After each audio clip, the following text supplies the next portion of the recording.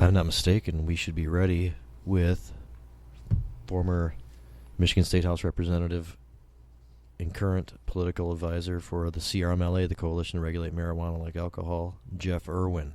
Are you there? I am with you. Can you hear me? All right. Great. All right. This has been flawless so far. All right. We're doing great. Congratulations. Thank you very much for calling in, Jeff. We always appreciate it. As Jamie said, former House Representative, your replacement in your district is going to have a big press conference tomorrow. What do you think about that? Yeah, well, I've been proud of Representative Yusuf Rabi for a long time. He's done some great things in local government, and he's a all-around great guy. That's one of the reasons why he cruised to election victory here in Ann Arbor, which is a pretty discerning community, at least in my opinion. Maybe I'm motivated in that regard. But, yeah, he's going to have a press conference coming up this Wednesday. I saw the announcement. I'm certainly proud of him standing up for, access for patients and trying to keep safe and legal access open, and also to make sure that the folks who've been sticking their necks out providing access for all this time while the law has been so hinky and misunderstood and butchered by the courts. Those folks don't deserve to be pushed out of the scene. As long as they're operating in a way that's compliant, they should be welcomed in. Well, exactly, and it's only for a few months anyway. If they're accepted by their community, there really hasn't been any issues, and they can continue to be there at least until it's deemed they don't qualify for continuing on under the new state rules. It really shouldn't be that big of an issue at this point. Provisional licensing was mentioned as a concept during the License Control Board meeting that we just recently had in Bath Township by Jim Garrick, who's a national speaker for LEAP. That's a concept that Robbie had already embraced and already had in his mind with this language.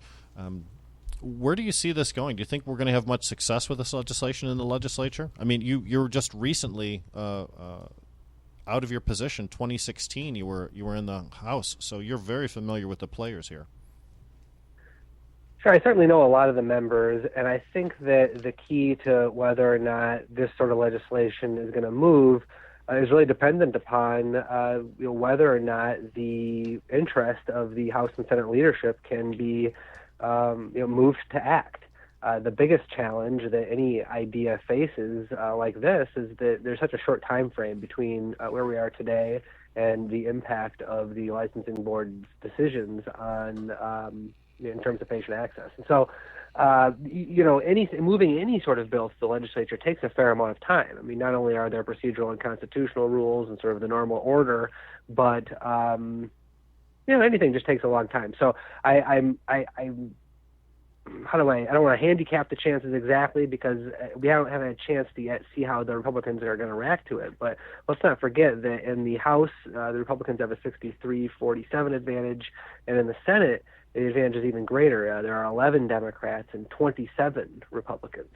It's going to remain to be seen. I'm not in Lansing on a day-to-day basis, so it remains to be seen where Representative Robbie's colleagues are going to be at on this issue. I certainly haven't heard from enough of them to make any determination yet. But I do know that there are some folks on the Republican side of the aisle who are concerned about, the law we passed last fall. I mean, the legislature passed this law, and good, bad, or ugly, and in all of its ways, the main point of it was to provide safe and legal access to patients. And for anyone who voted for that law or was around during that time, the idea that the interests of the patients have to be bent to provide some sort of impact on the market is just not in accordance with what everyone was thinking about when we were debating those laws. When you're talking about debating those laws, one of the features of the MMFLA was the creation of a 17-member Rules Advisory Committee by the governor. Now, after the bills were passed and the governor signed it, the Licensing and Regulatory Affairs determined that the bills were, for lack of a better term, flawed in their creation, and that they could not impanel that 17-member board because the industries that it would draw from simply don't exist. It seems to most of us observers that the legislature had in their mind an idea that those people on that committee would be drawn from the current business community, and that when we talked about testing labs and cultivation centers, that there were certainly enough experts in the state to fill those roles. Do you think it's fair for licensing and regulatory affairs to characterize that failure to impanel a 17-member board as a failure by the legislature? Well, I think it's fair to say that your depiction of the history is more on point, right? When I do think it's fair to say that when we were in there debating those bills, that those positions that were slotted to be individuals in the industry were absolutely intended for for individuals, like for instance, we had testing labs operating, we had dispensaries operating, we did have, caregivers operating who were contemplated in the license chain for cultivators. And so it seemed pretty straightforward that there are people already in this business, and that the legislature intended that the folks who knew about the business, knew about patient care, knew about the consumer interface, knew about the cultivation process, should all be involved in advising the department. So I'm not sure if I want to characterize the department as being unfair, because I've never heard their rationale and haven't given their side to listen to. But absent that, in a vacuum, it seems pretty obvious that the department would want to get advice from people who know what they're talking about. And if you're trying to find people who know what they're talking about in terms of cultivating cannabis, you want to talk to growers. That's pretty obvious. And for them to not want to employ or the advice of people who are operating dispensaries, for instance, because of the questionable status of dispensaries as a result of the McQueen decision, that just seems like unnecessarily putting one's head in the sand and denying the department the kind of information that could make their decisions better. I mean, ultimately, the director and the department gets to make a lot of decisions. They have a lot of power to determine how these regulations are determined and how they evolve over time. And it's important that they listen to the people who know best. I doubt they would disagree with that, actually, and I bet that they are looking at their current situation as more of a temporary fix. But you and I know that getting these rules right at the beginning is especially important. Sure, they can change, but that's difficult. It'd be better to get them right in the first place. The fact that the 17-member panel isn't impaneled has less of an impact as long as the department kind of takes this seriously and does listen to people who know what they're talking about. And it seems as though they are. Like, they're pretty reasonable people and taking an approach that makes a lot more sense. Well, the work groups will do that. That'll incorporate people from the average walk of life with those rulemakers. So, I think their decisions would benefit from having that panel. But I would agree with you, Jamie. I've heard the individuals speak at a couple different conferences and events and at the licensing meetings via recordings. Thank you to folks like Rick Thompson who've made those available through his website. And what I hear them saying publicly is very encouraging. They do seem to have a genuine curiosity about how the business operates and how they can learn as much as possible about it, to get good regulation. So I guess maybe that's part of my reticence to characterize their opinion in any sort of unfavorable light, because so far it does seem as though the department has been trying to do the right thing, but it's almost as though they're not getting a lot of support, for instance, from the governor's office. I mean, not only do we not have the advisory panel, which you're talking about, the licensing board was very, very late, and I think that that's creating part of the time crunch and part of the pressure that patients and providers are feeling right now. We've got a big move to legalize marijuana in Michigan, the Committee to Regulate Marijuana Like Alcohol, and you are the political director. We received a couple of press releases, a note from Robin Snyder and then a national note from Rob Campia, the leader of Marijuana Policy Project, and that was an appeal for funds. Can you explain to folks what we're talking about as far as the messaging right now? Well, absolutely. I mean, we are going to be constantly appealing for funds between now and just before the election next year.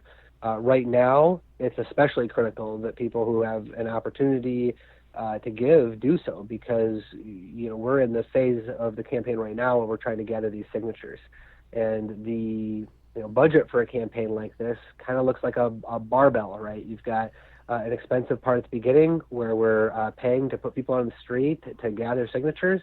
And then we've also got a very expensive media campaign that we're really looking at next summer and fall. And so both of those efforts are going to require an amazing amount of money, and we're going to be asking everyone to contribute in ways that they can, whether that's by putting up $5 or $50 or $500 or $50,000, we're going to be asking people at all those levels and probably more, if we can find folks who have that kind of capacity. But we're also going to be asking folks who don't have money to give to send out good vibes and vote yes and tell their friends and get a few organize their networks. Yeah, or right now get some volunteer signatures. Yeah. But the situation we're in is pretty straightforward, I would say. We've had a great amount of success. We've gotten a lot of great support from a number of donors. You can look at our previous campaign finance reports. I'm not going to go into it in terrible detail because I already talked too much. But what I can say is we've already done very well. We've raised a lot of money. We've got a broad coalition that includes a lot of the best activists in Michigan. And not only have our paid efforts really gathered a ton of signatures, we've also gotten good turnout from the volunteers led by the folks at Michigan Legalize. So things are coming together. And we're coming down to this choke point at the end of the petition gathering period, and we're trying to, ring the alarm for everybody to help us get over the line here at the end. And our budget's going to be, tight, obviously, coming down the both ends of this barbell. So we're here at the bottom end of the first barbell, and I don't know. I feel good about our trajectory. I really do. But we definitely need some folks to step up. So we talked about it a little bit before, but one way, and very soon, that people could help out would be by attending the event that's scheduled for Thursday night in Ypsilanti. Well, that's certainly true. Yeah, absolutely. Go ahead. No, I was just emphasizing Jamie's point. Jeff, there's one thing that I just had to bring up. Robin Snyder in her email said, don't be surprised if the campaign shuts down just a couple days after you receive this newsletter. The image you're giving us is one of a much more optimistic perspective. Is that the right thing for us to believe right now, that we're doing pretty well with the campaign? I mean, it's kind of a conflicting message between the newsletter Robin sent out, which was very dire and desperate, and what we're hearing right now. I just want to make sure our listeners have the proper pepped-up attitude and they believe in what we're talking about here. Well, look, the fundraising pitch is real. It's absolutely true that every week we are laying out serious coin to bring in the signatures at the rate necessary to get enough before the deadline. And every week, Robin and myself and others, but mostly Robin, are working really hard to make calls and develop leads and ask everybody who can give to give. Now, mostly, those conversations are happening with folks that have greater capacity, and you haven't seen as many calls that are as broad as that one in this campaign from Robin as you might expect, because she's been focusing on donors with higher capacity. And so I don't know if I'm giving you the answer that fully sorts this out for you, Rick, but the situation is both one where we can express optimism about the progress we've made over the time frame we've made it, express confidence that we can still get there before the end of November, because we've got 80% of the signatures and we still have 2 months left to go. That's a pretty good position to be in right now in the campaign. But is it real that we need donations every week in order to sustain that trajectory? That's also real. Well said. So, I don't know if a few people have been stepping up, but there needs to be a lot more to keep it going and to take it into the next phase, as you were saying. We still have a sense of responsibility to the campaign, those of us that have been involved, but we also have a reason to expect that we are going to be successful and that the goal that we've set for ourselves and that the state set for us is going to be realized. So that's what we're looking for. That optimism. Exactly. And I feel good about it. And really, Robin's been doing a tremendous job. I don't know how much about the day-to-day that she's been facing, but I worked with Robin a little bit on those bills when they were going through the legislature, when I was in the legislature and she was outside the legislature as an advocate. And, I had a lot of respect for her then.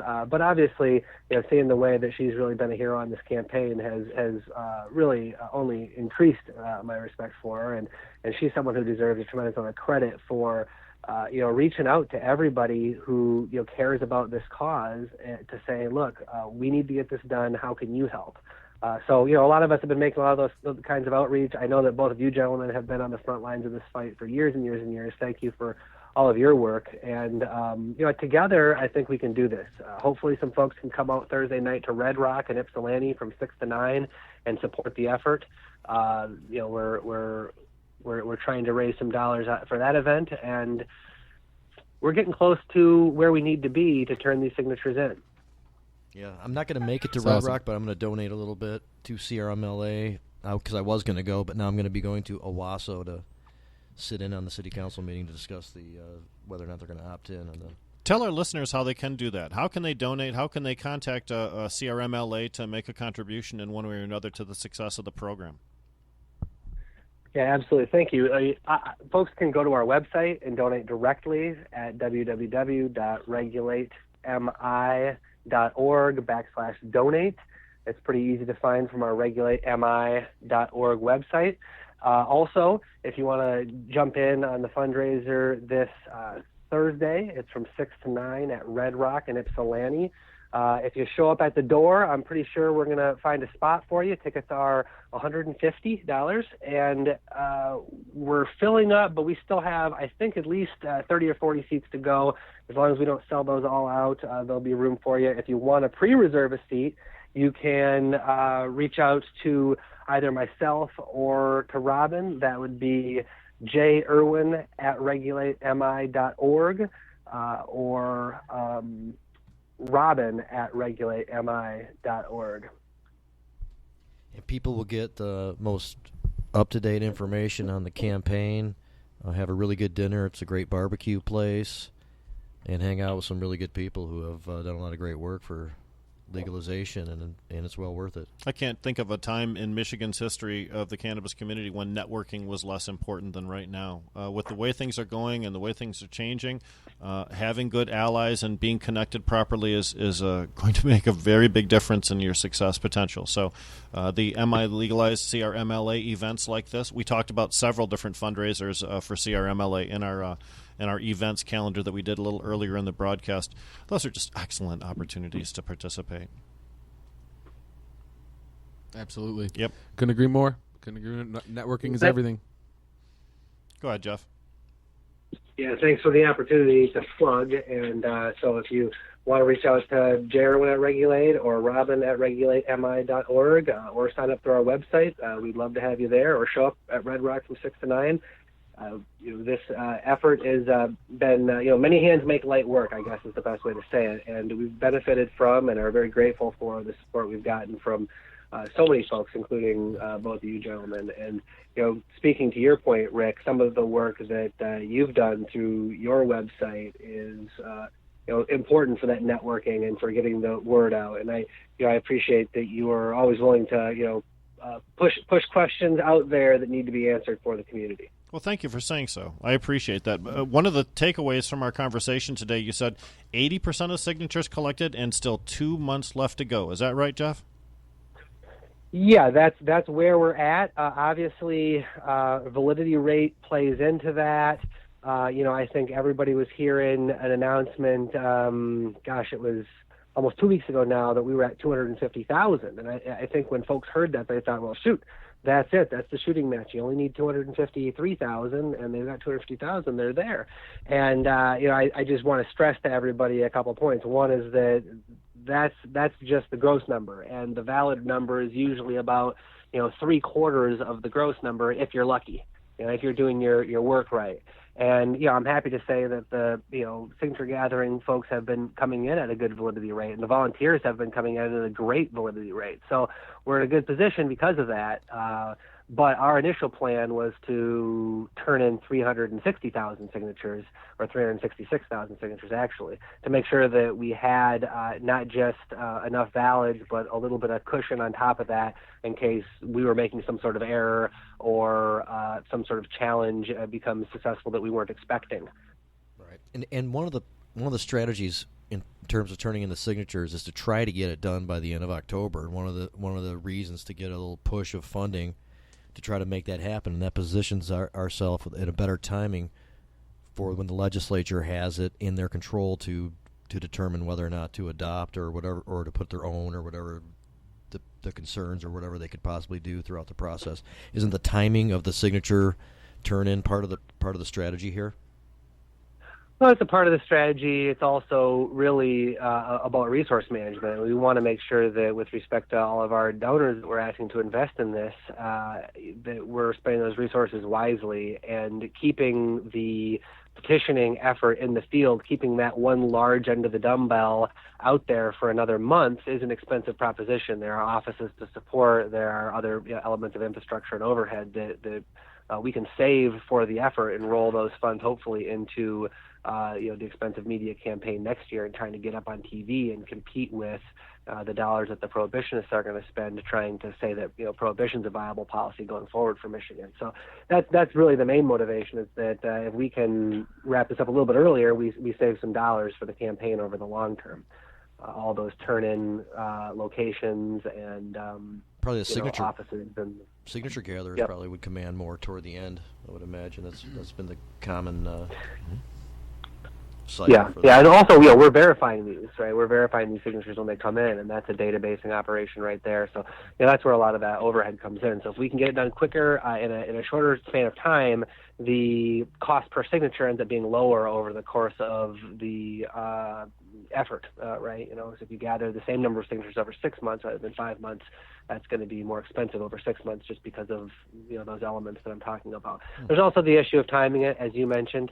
That's a little bit difficult just because you never know what the Board of State canvassers are going to do. Usually there's a rhythm to how they turn these types of things around, but we've got a new state elections director, and certainly they have some wiggle room in terms of exactly when they do their work and how quickly they do their work. And quite frankly, that depends a lot also on, what kind of challenge arises. If the folks who want to stop us from winning next fall invest some time and money in, going through and fly-specking and presenting challenges to our petition, that's going to make the department take a little bit longer processing it. Whether their challenges hold any water at all, I mean, they could be just complete nonsense. It will still require the department to consider them and to respond to them appropriately. Right. So one thing I'd like to mention, we've had discussions about the weed maps billboards, and in fact a bill to restrict billboard advertising by Senator Jones is being considered right now. And in fact, I think tomorrow it'll be heard in the Senate Judiciary Committee. The Weed Maps has adopted these pro-legalization billboards as an educational program, but it's been supportive of the CRMLA and the Marijuana Policy Project presence in the state. What's your opine on that situation there, Jeff? Well, obviously, I love seeing the billboards.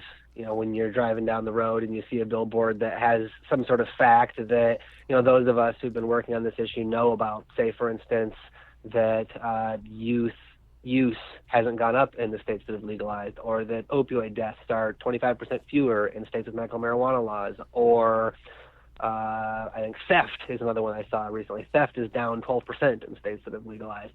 They've got all these little facts that are, I think, instructive and could help the public that hasn't been thinking about this issue very much take some notice and maybe put some thought into which side of this argument is right, the prohibitionists or the folks who want to end prohibition. So that's great. I love seeing that. On another level, just to opine more broadly, sometimes I look at those billboards and I think, oh gosh, how many signatures would that billboard buy? Right. And how much closer could we have gotten to the goal that I think Weed Maps is ultimately going to benefit greatly from, and would like to see happen for ideological reasons as well. Mm-hmm. So I don't know. I love it. I think it's great. I want to get the Weed Maps people involved in the campaign every time I see them. And then finally, on this piece about a law to restrict the advertising, this is the part that I think is most damaging to Senator Jones's proposal. When they were putting up billboards to advertise where people could connect with providers, I didn't see a bill from the senator. But then when you start seeing billboards that start talking about legalization, start pointing out these inconvenient truths that the senator doesn't like to see on his way to the Capitol, all of a sudden we see a bill. Right. Now, I don't know that those two things are connected, but the timing of the senator's push on this bill almost makes it seem like what bothers him most is the free speech. What bothers him most is the fact that these billboards might infect some voters with the truth. Right. You know, Jeff Irwin, you've been so generous with your time. We certainly appreciate the opportunity to talk with you here on Jazz Cabbage Cafe. I hope you'll agree to come back and speak with us again. It's been real fun. Oh, I will. I like you guys. That's great. Thank you. Really appreciate it, man. Thank you. You like thanks, Jamie more Jeff. than me, but that's okay. Yeah, That's all right. that's understandable. Rick, I like you both. Well, we like to and that's tease. why I was trying to give you opportunities to plug your website, and Don't worry, he I takes like care your of guys' himself name. quite It's a good little name. Have a good night. well. All right, Thank thanks, you, man. Thanks, Jeff. Hey, You thank bet. you. Yeah, good night. What a solid interview. That was fantastic. Jeff Irwin, current political director, Committee to Regulate Marijuana Like Alcohol in Michigan.